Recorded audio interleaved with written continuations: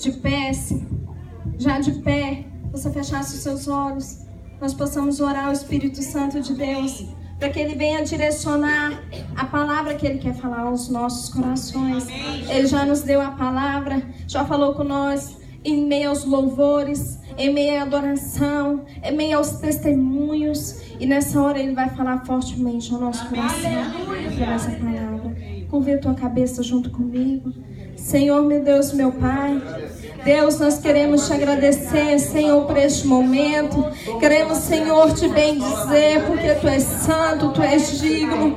E queremos te pedir, Senhor, para que o Senhor venha subir a este lugar, que o Senhor, possa derramar a Tua palavra em nossos corações, e que a Sua palavra, Senhor, possa estar guardada, que nós possamos guardar ela, entender ela e viver ela, Senhor. Que nessa noite, Senhor, tudo aquilo quanto for dito, Senhor, seja para a Tua glória, seja para a Tua honra, e que eu venha diminuir nessa hora, mas que o Senhor cresça, porque só o Senhor é digno de ser louvado.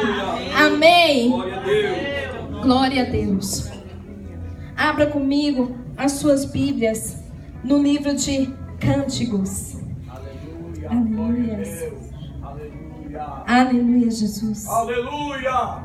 Cântico dos Cânticos. Glória a Aleluia. Deus. Aleluia. Ele fica depois de Eclesiastes. Glória a Deus. Aleluia. Aleluia. Aleluias. Glórias a Deus. Cântico dos Cânticos, capítulo 5, o versículo do 5 ao diante. Versículo 5 adiante. Capítulo 5, versículo 5. Quem encontrou, diga amém. Amém. Quem não encontrou, diga misericórdia. Glórias a Deus.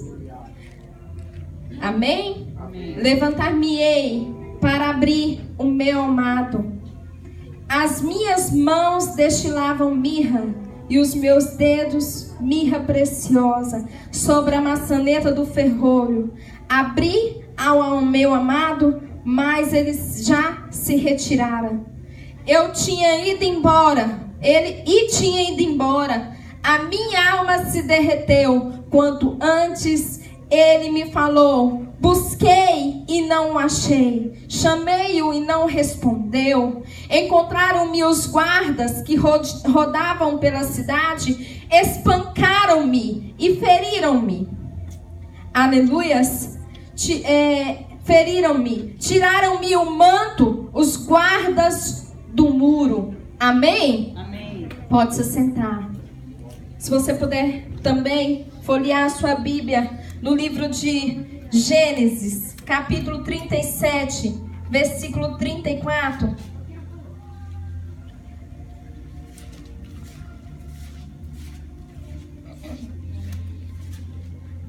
Glória a Deus.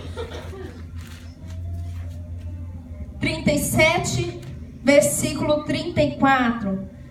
Diz assim: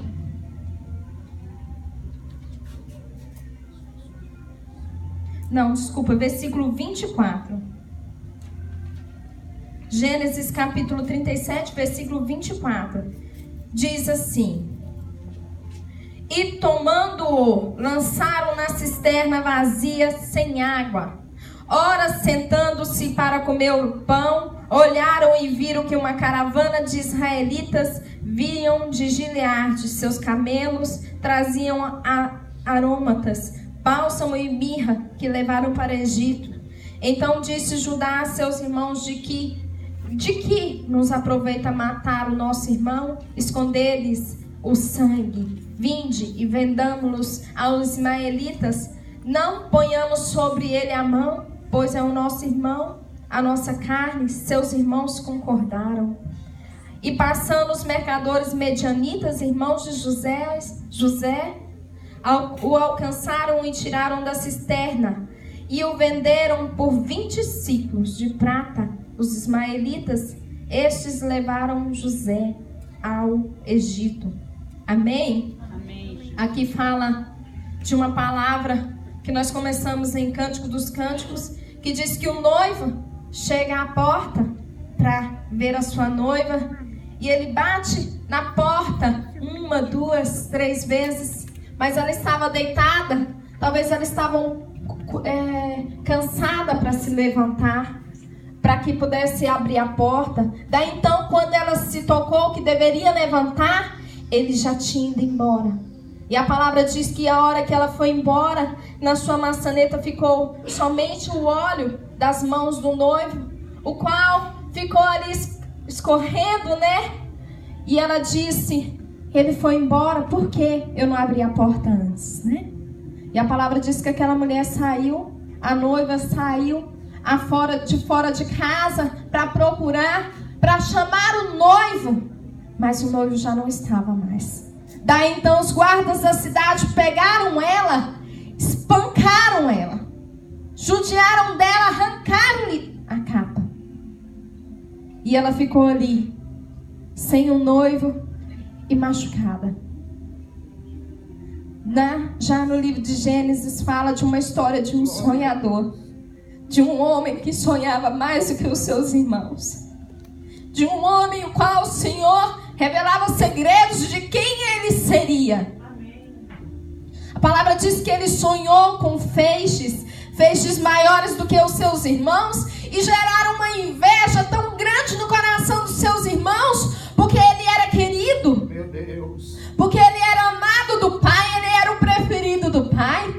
Daí então o pai fez uma capa para ele. Seus irmãos tiveram inveja de José, pegaram o seu irmão, pensaram em matar, mas por intermédio de Judá, não mataram, mas lançaram aquele homem num poço. E ele foi vendido para os escravos. Daí então você vê a história de José, tanto sofrimento, tanta luta, tanta dificuldade, né? Ele foi lançado num poço, ele foi preso, para depois ele ser o que ele foi no final. E a palavra diz lá no final, no livro de Gênesis, aleluias, que fala assim, José, abra comigo, Gênesis capítulo, aleluia, 50, o versículo 19.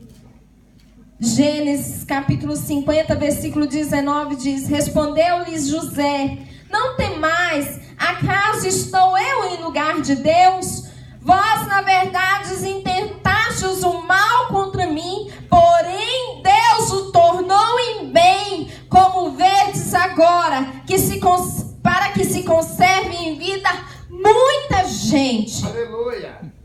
A palavra diz que todo aquele mal que foi tentado contra José, tudo aquilo que aquele homem passou, todo o sofrimento, toda a afronta, toda a tristeza, todo o sentimento de rejeição para com seus irmãos, aquilo foi tornado para o bem, aquilo virou para o bem, para que aquele homem fosse instrumento de Deus naquela cidade, naquele reino, para que ele pudesse cumprir todo o propósito de Deus na vida de toda aquela cidade. E a palavra diz que José foi o segundo governador, né? Primeiro o faraó, depois ele. Mas ele ali estava como se ele fosse o primeiro, porque ele quem mandava, foi ele quem cuidava de tudo, dos mantimentos. Então, na Bíblia, sempre o final é melhor do que o começo. Amém. Na Bíblia, sempre o final é melhor do que o começo. E a Bíblia fala, é melhor as últimas coisas do que as primeiras. É melhor o fim do que o começo. Porque o Senhor trata a nossa vida. Jó foi um homem de Deus. E a palavra diz que aquele homem ele era tão temente ao Senhor que ele fazia propósitos e holocaustos pelos pecados dos seus filhos. Aleluia. Antes mesmo dos seus filhos pecarem, ele já se consagrava para isso. Aleluia. E a palavra diz que lhe veio um vento tão forte em sua casa que aquele homem perdeu tudo.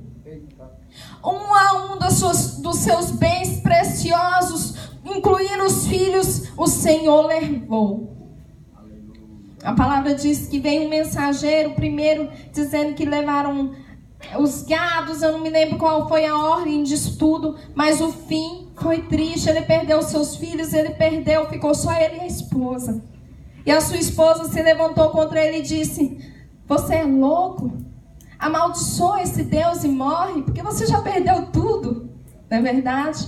E ele disse: não eu vim para essa terra, não eu vim, não eu vou voltar. Aleluias.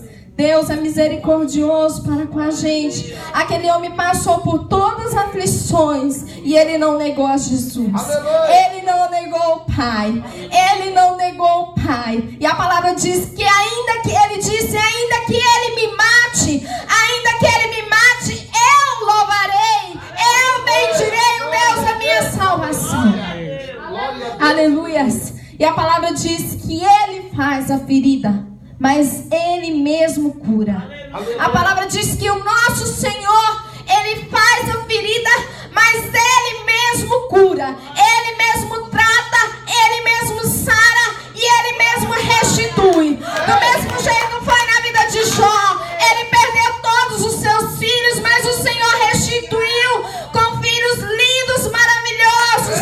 Restituiu tudo aquilo quanto aquele homem tinha, o Senhor restituiu. Aleluias. Glórias a Deus. Nós perdemos momentos preciosos da nossa vida, porque a palavra diz que o Senhor está à porta e Ele bate. Ele está à porta e bate. Aleluia. Aleluias. Ele está à porta e bate. E se nós ouvirmos a voz dEle, se nós ouvirmos a voz dEle, abrirmos a porta, então Ele entrará e ceará conosco. A palavra fala de um Deus que tem prazer em entrar na nossa casa e entrar na nossa vida e cear conosco. A Bíblia fala de um Deus que tem ciúme até do fio dos nossos cabelos. A Bíblia fala que Ele sabe, antes mesmo de você abrir a sua boca, Ele sabe o que você vai falar. Ele sabe o que você vai pedir. A palavra fala que Ele sabe quantos fios de cabelo tem em nossa cabeça. Dando ainda mais os nossos problemas, as nossas dificuldades, as nossas aflições, as nossas tristezas. Aleluia. Jesus sabia, Deus sabia que tudo quanto José passou ali seria para o bem. E a palavra diz: todas as coisas cooperam para o bem daqueles que amam a Deus. Todas as coisas cooperam para o bem daquele que ama a Deus. Talvez você não entenda o porquê de tudo quanto nós temos passado nesse mundo, nessa terra, mas tudo é propósito dele e é para a glória dele. É para a glória dele. É para o nome dele ser glorificado.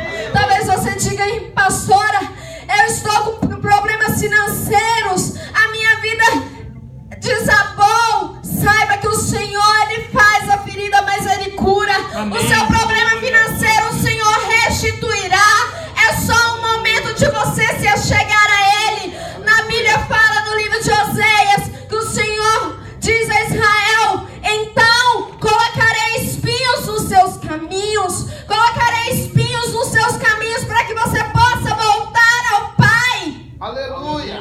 Muitas vezes o Senhor põe espinhos nos nossos caminhos para que nós possamos chegar mais perto dEle, para que nós possamos estar com Ele em consagração a Ele.